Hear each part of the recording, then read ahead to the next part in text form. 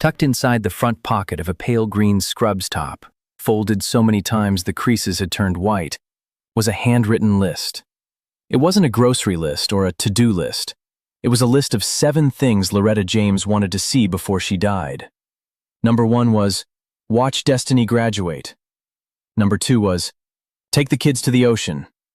Number 3 was, sleep for 1 whole day. Numbers 4 through 7 were scratched out and rewritten so many times the paper had worn through in places, because Loretta kept changing them, kept adding things, kept adjusting the order depending on which wish felt most urgent on any given night. But number 3 never moved. It stayed in the same spot, in the same handwriting, untouched, because Loretta James had not slept for a full, uninterrupted day in 9 years. And she had started to suspect she never would. On May 16, 2025, Loretta James stood at the Family Feud podium in Atlanta, Georgia, answered a survey question about what mothers sacrifice for their children, said the word sleep, and collapsed. Her body hit the stage floor before Steve Harvey could reach her. Her blood pressure was 204/118. A paramedic would later say she was 11 points from a stroke. And the list, the folded, worn, 7-item list, fell out of her scrubs pocket and landed on the stage 3 feet from Steve Harvey's shoe. He picked it up. He read it. And he didn't give it back for 4 hours. Because by the time those 4 hours were over, Steve Harvey had crossed off 3 of the 7 items himself. It was a Friday in Atlanta, the 2nd week of May, the dogwoods already done blooming, and the heat settling in like a guest who wouldn't leave. The James family had driven 5 hours from Meridian, Mississippi in a minivan borrowed from Loretta's neighbor, because Loretta's own car, a 2004 Honda Civic with a cracked radiator, hadn't started in 3 weeks, and Loretta hadn't had time to fix it because Loretta hadn't had time to do anything that wasn't work or children in 9 years. With her were her mother Vera, 63, her oldest daughter Destiny, 17, her son Caleb, 13, and her youngest, 7-year-old Josiah, who had fallen asleep in the van holding a stuffed elephant named Doctor, because Josiah wanted to be a doctor when he grew up, and had decided that his elephant should get a head start. Loretta was still wearing her scrubs.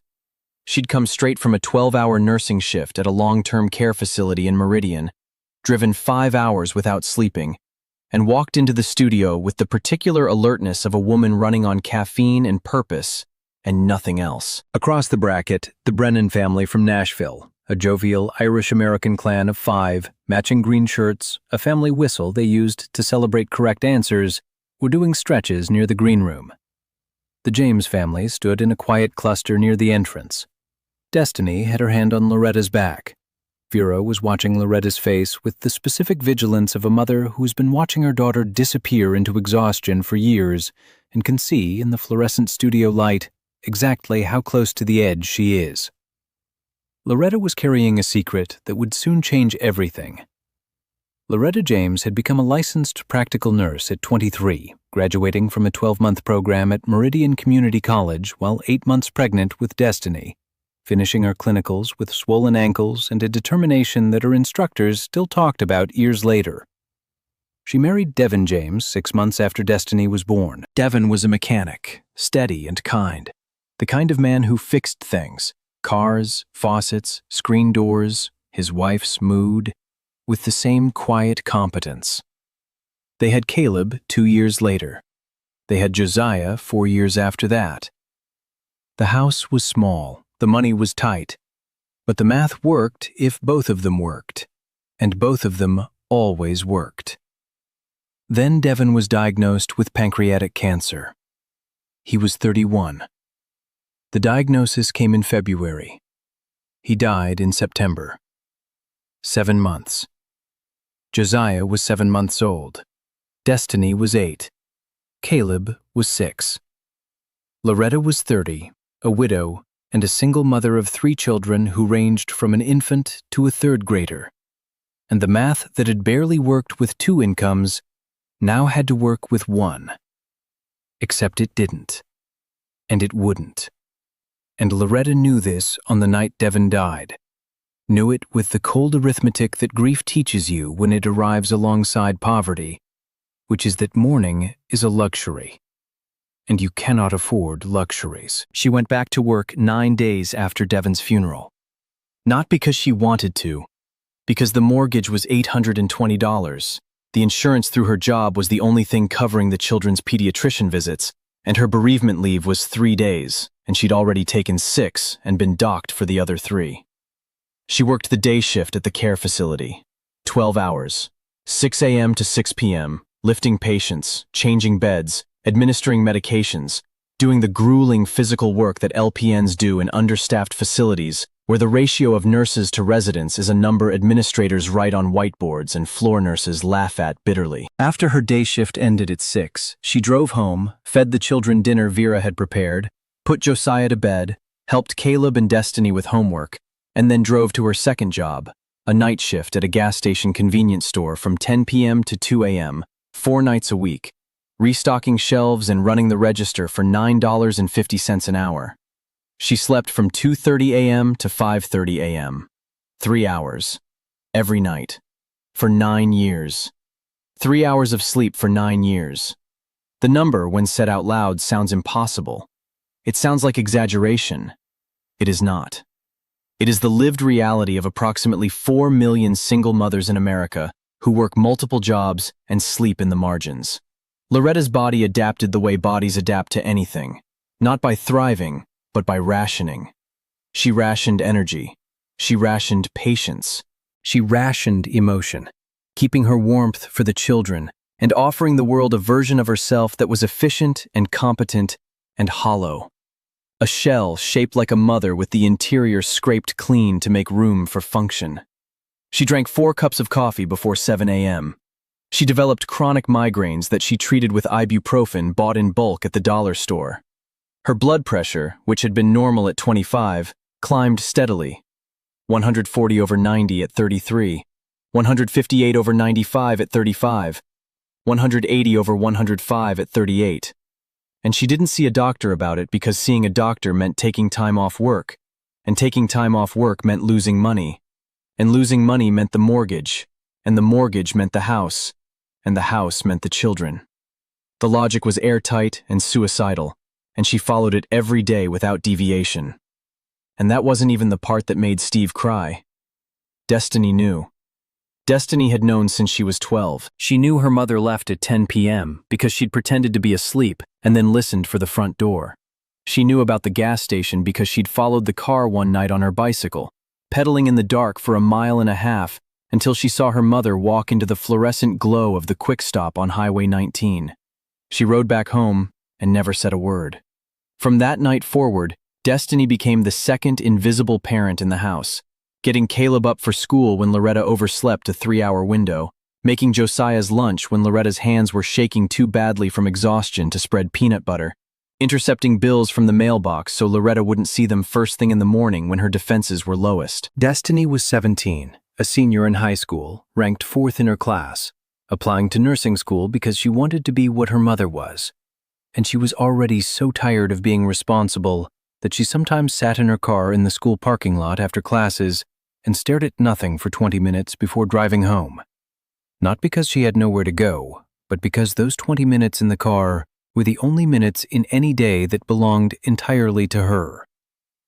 Caleb handled it differently. Caleb went quiet.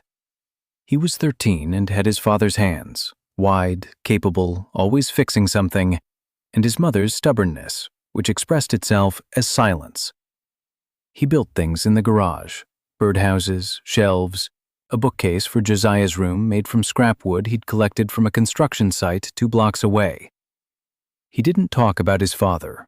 He didn't talk about the money. He didn't talk about the sound his mother made some mornings.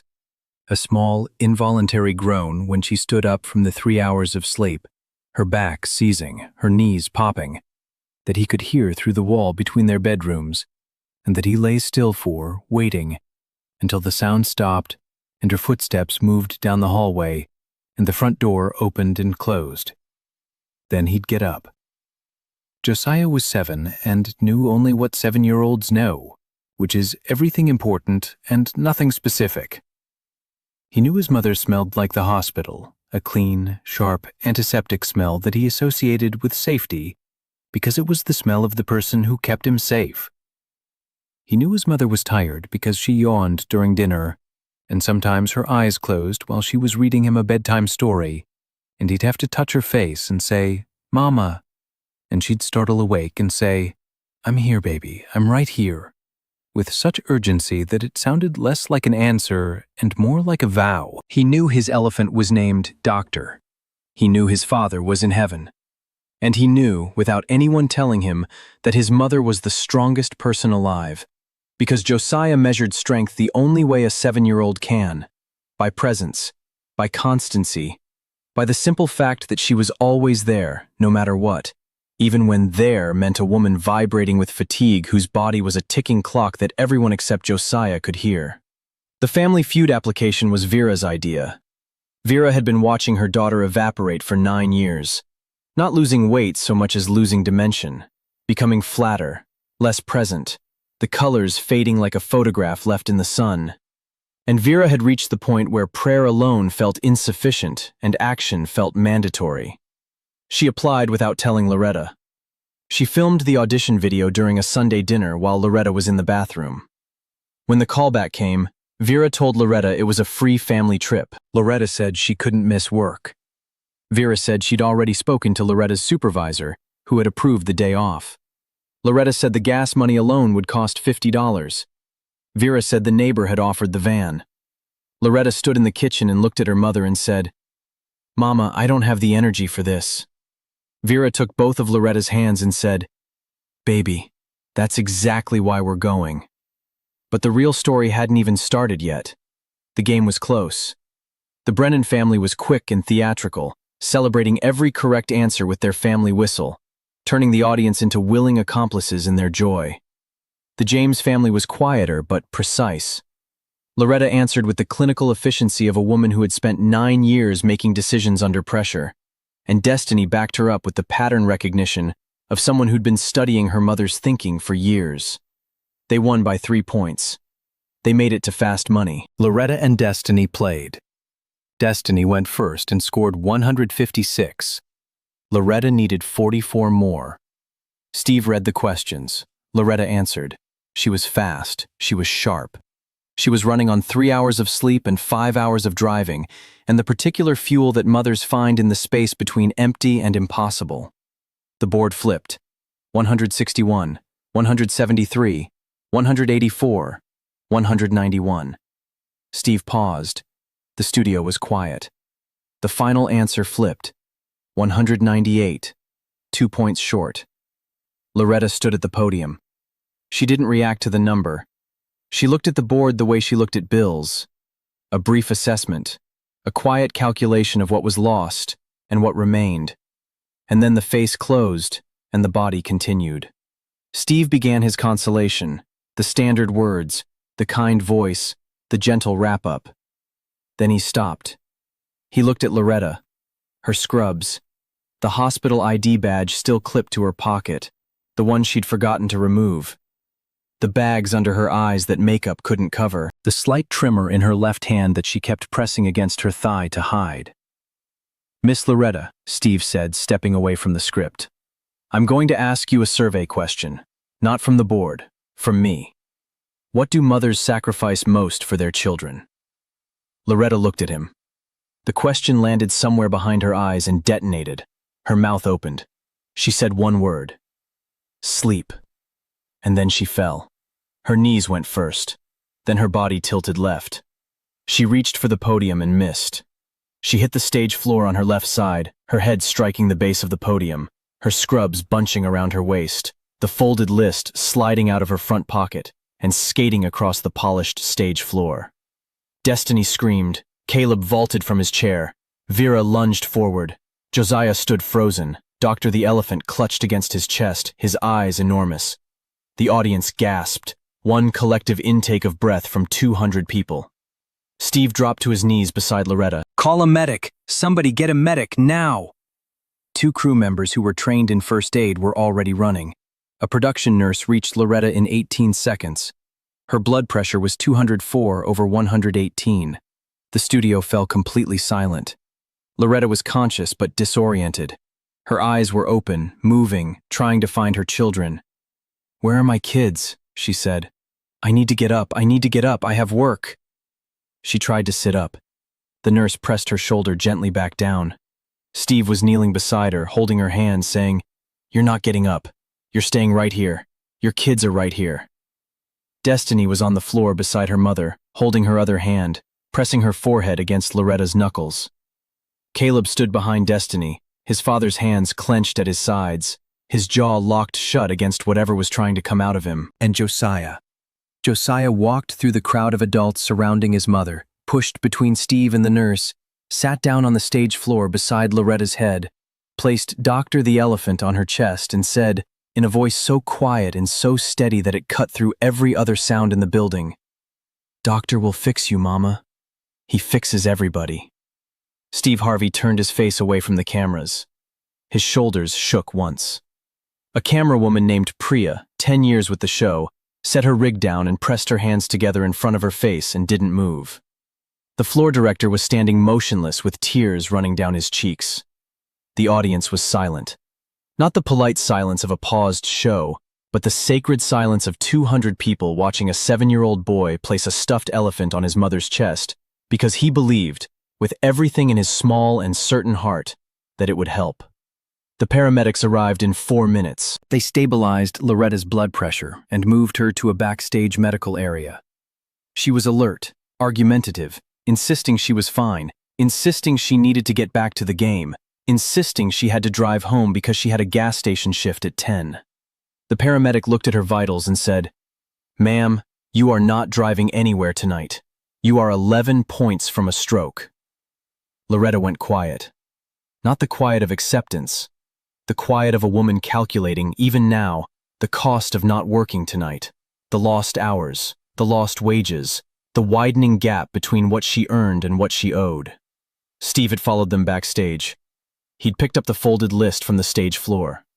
He stood in the doorway of the medical area, reading it. 7 items in tired handwriting, the creases white, the paper soft from being carried in a pocket through 12-hour shifts and 4-hour sleeps, and the daily grinding miracle of a woman who refused to stop moving. Steve read, "Watch Destiny graduate." He read, "Take the kids to the ocean." He read, "Sleep for 1 whole day." He folded the list carefully and put it in his own jacket pocket. Then he pulled his earpiece out, walked back to the stage, and spoke into the first camera he could find. "Stop everything! I need everyone to stay. Nobody leaves." He walked to center stage. The Brennan family was still there. Patrick Brennan, the patriarch, had stayed with his entire family, sitting in the front row of the audience. The James family was clustered backstage except for Josiah, who had refused to leave the stage and was sitting cross-legged where his mother had fallen, holding Doctor, waiting. Steve spoke to the audience. "The woman who just collapsed on this stage works 2 jobs. She's been sleeping 3 hours a night for 9 years. She has 3 children, a mortgage, and a list in her pocket of things she wants to do before she dies. And number 3 on that list is sleep for 1 whole day." He held up the list. Number 3, sleep. A basic human function. She put it on a bucket list. Because sleep, for this woman, is a dream. That is not an inspirational story. That is a national emergency. He turned to the wings where Vera was standing. "Miss Vera, bring the children out here, please." Vera led Destiny, Caleb, and Josiah back onto the stage. Josiah walked to the exact spot where Loretta had fallen and sat back down, as if guarding it. Steve knelt in front of him. "Josiah, your mama's going to be okay. The doctors are helping her." Josiah nodded. He held up Doctor. "He helps too." Steve's jaw worked. He took a breath. "Let me tell you something, young man. An old man once walked up to me at a gas station at 2 in the morning when I had nothing. No money, no home, no hope. And he said, 'God's got a plan bigger than your pain.' I didn't believe him, but I held on to those words. And right now, looking at you sitting on this floor with that elephant, I believe him. Because you're the old man at the gas station. You just don't know it yet." But Steve wasn't done. He stood up. He pulled his phone from his jacket. He called Dr. Renee Wallace, the chief medical officer of the Heart of Mississippi Free Clinic Network, live on speaker. I have a nurse who collapsed on my stage with a blood pressure of 204 over 118. She's been working 2 jobs and sleeping 3 hours a night for 9 years. She hasn't seen a doctor in 4 years because she can't afford the time.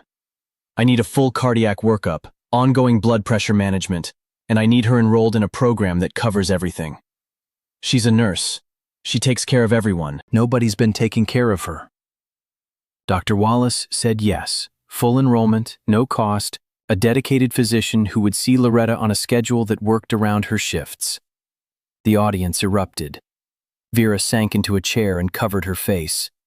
Destiny was standing with her arm around Caleb, both of them crying silently, the way their mother had taught them to cry, without sound, without fuss, without taking up space. But Steve wasn't done. He looked at the list again. Take the kids to the ocean, number 2. He looked at the audience. Has anyone here been to the ocean? Half the room raised their hands.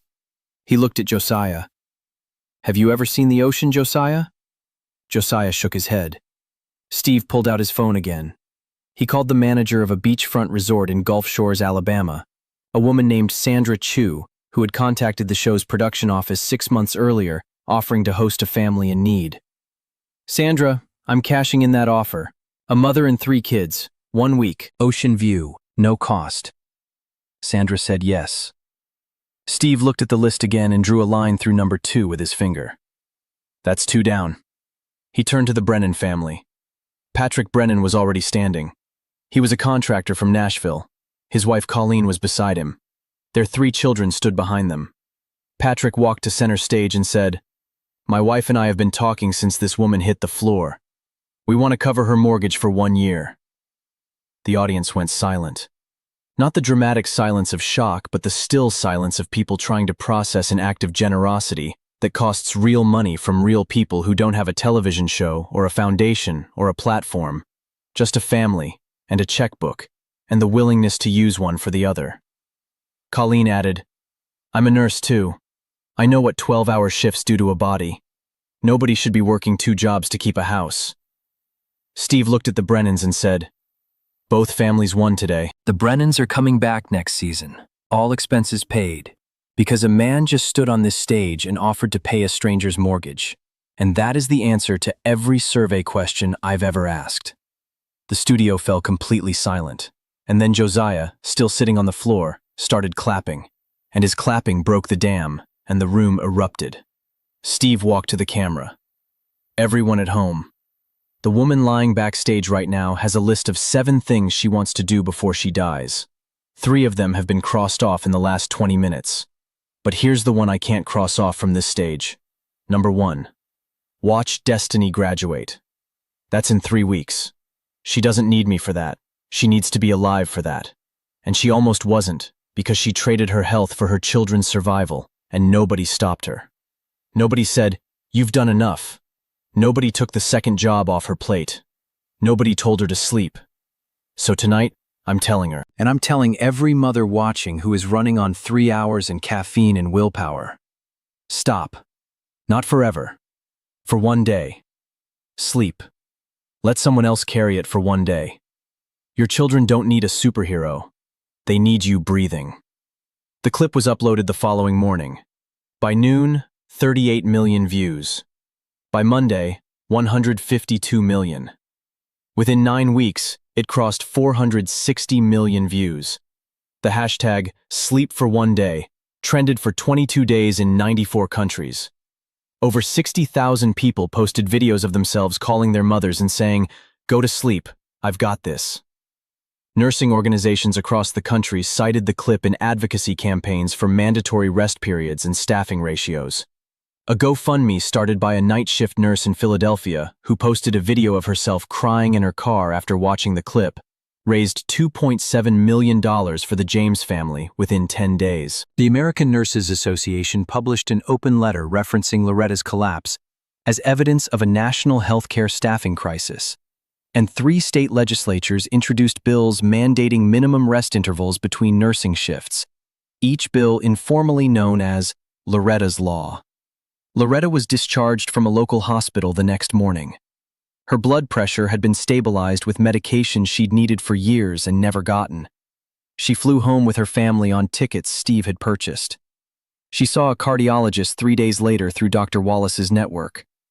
The diagnosis was hypertensive heart disease, the cumulative result of 9 years of chronic sleep deprivation, sustained stress, and untreated high blood pressure. The cardiologist said with careful bluntness that if Loretta continued her current schedule, she would likely not survive 2 more years. Loretta sat in the examination room and listened and held Josiah's elephant in her lap because Josiah had insisted she bring Doctor to the appointment. She quit the gas station job that night. She called the manager and said she wouldn't be back. He said he understood. She hung up and sat on her bed and looked at the ceiling and felt a sensation she didn't recognize until it had been there for several minutes. The absence of a countdown. The absence of the clock in her head that had been ticking toward 10 p.m. every night for 9 years, telling her to go, go, go. The clock was quiet. She lay down at 9:30 p.m. and slept until 7 a.m. 9.5 hours.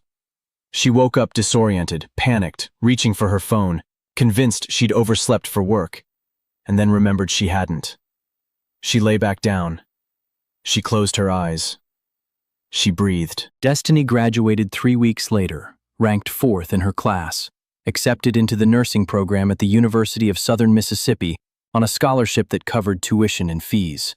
Loretta sat in the second row of the auditorium in a dress Vera had bought her. Not scrubs, not a uniform, a dress.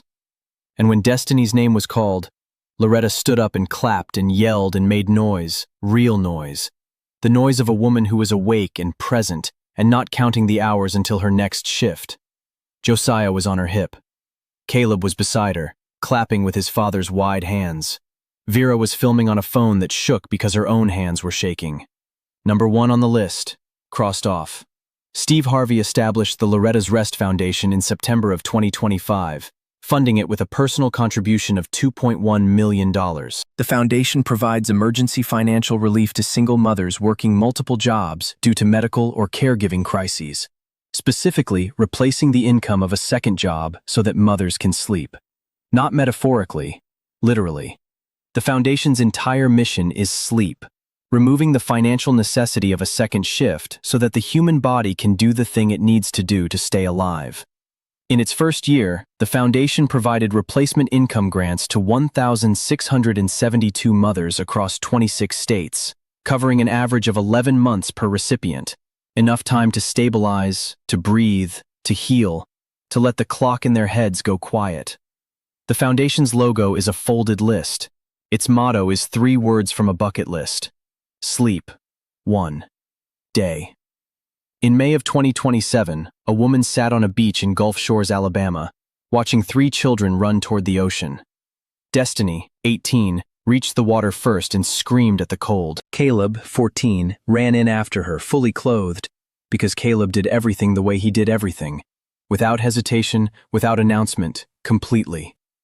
Josiah, 8, stood at the edge of the water with his toes in the foam, holding Doctor above his head to keep him dry, laughing so hard his body bent in half. Loretta sat in a beach chair under an umbrella Vera had positioned with the architectural precision of a woman who had spent 64 years protecting her daughter from things: sun, exhaustion, collapse, grief. The ocean moved the way the ocean moves, which is to say it moved without caring who was watching, without hurrying, without stopping, the way time moves when you finally stop chasing it and let it carry you. Loretta was wearing a sundress, not scrubs. Her blood pressure had been 128/82 at her last appointment. She was sleeping 7 hours a night. She had gone back to work at the care facility, 1 job, day shifts only, and her supervisor had adjusted her schedule so she had every other Friday off. Not because of the video or the fame, but because Loretta had finally asked, and asking was the thing she'd never known how to do. She reached into the pocket of her sundress. The list was still there. She'd transferred it from the scrubs pocket the day she quit the gas station and hadn't stopped carrying it. She unfolded it. The creases were softer now. The handwriting was hers, but it looked like someone else's. Someone more tired, someone smaller, someone who wrote, "Sleep for 1 whole day," as if it were climbing Everest. Numbers 1, 2, and 3 were crossed off. Numbers 4 through 7 were still there, still scratched and rewritten, still negotiable, still alive. Loretta folded the list and put it back in her pocket, and watched Josiah standing at the edge of the ocean, his sneakers soaked, doctor held triumphantly overhead. And she understood, for the first time, that the list was never a countdown. It was a compass. It had been pointing her toward this moment for years.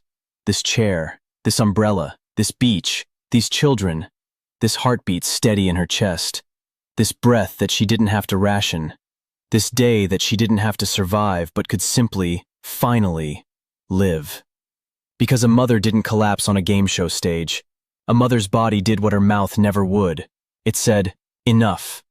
It said the word she had been too stubborn, too sacrificial, too afraid to say for 9 years. And it said it the only way a body can when the person inside it refuses to stop. By stopping for her. And a 7-year-old boy put a stuffed elephant on her chest because he believed it would help. And the staggering thing, the unbearable thing, the thing Steve Harvey has never been able to say without leaving the room, is that it did. Not medically, not scientifically. It helped because it proved the only thing that could have reached Loretta James on that floor, that her children didn't need her working. They didn't need her earning. They didn't need her running. They needed her breathing. Doctor fixed her by reminding her that the only thing her children had ever wanted was the thing she kept trying to give them by destroying herself. Her. Just her. Alive and present and breathing in a chair on a beach with an elephant held above the waves. If this story held you down and wouldn't let go, stay down. Subscribe.